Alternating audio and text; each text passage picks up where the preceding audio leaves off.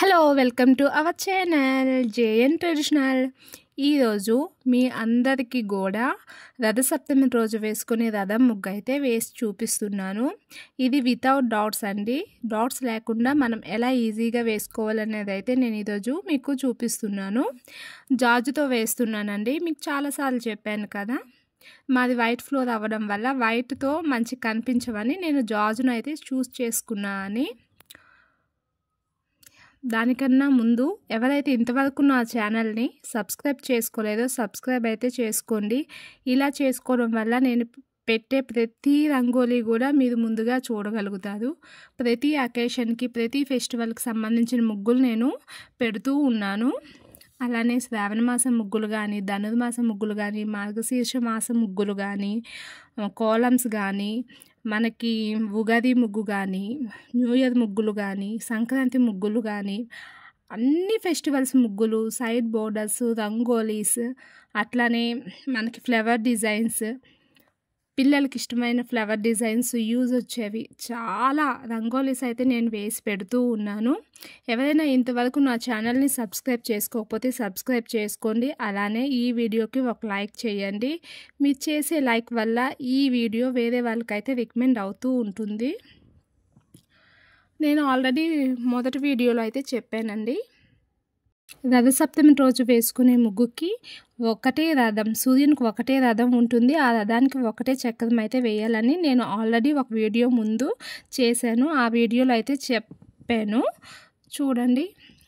నేనైతే 7 petals వేసుకున్నానంటే, 7 petals అయితే వేసుకున్నాను.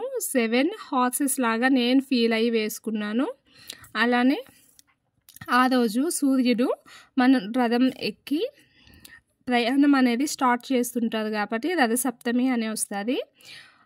సో ఈరోజు మనం తులసికోట దగ్గర ఈ రథం ముగ్గు వేసుకొని చిక్కుడుకాయలతో రథంని చేసి మనం పరమాన్నం చేసి కొత్త బియ్యంతో పాలు పొంగించిన తర్వాత దాంట్లో ఆ బియ్యం వేసి పరమాన్నం చేసి 7 భాగాలుగా చేసి సూర్య భగవాన్కి అయితే సమర్పించుకొని పూజ అయితే చేసుకుంటారు.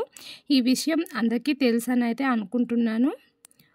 ఈ విధంగా మనం తులసికోట దగ్గర చేసుకునేటప్పుడు ఇలా రథం ముగ్గు వేసుకుంటే చాలా బాగుంటుంది, మంచిదండి.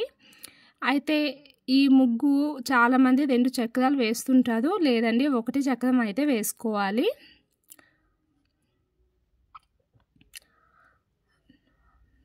అలానే ఇంతవరకు ఎవరైనా సబ్స్క్రైబ్ చేసుకోకపోతే ఒకసారి సబ్స్క్రైబ్ అయితే చేసుకోండి. నా ముందు రంగోలీస్ కూడా చూడండి. ప్రతి సీజన్కి సంబంధించిన ముగ్గులు నా ఛానల్లో అయితే నేను పెడుతూ ఉంటాను. ఇక రంగోలీ అయితే కంప్లీట్ కావాల్సి వస్తుంది.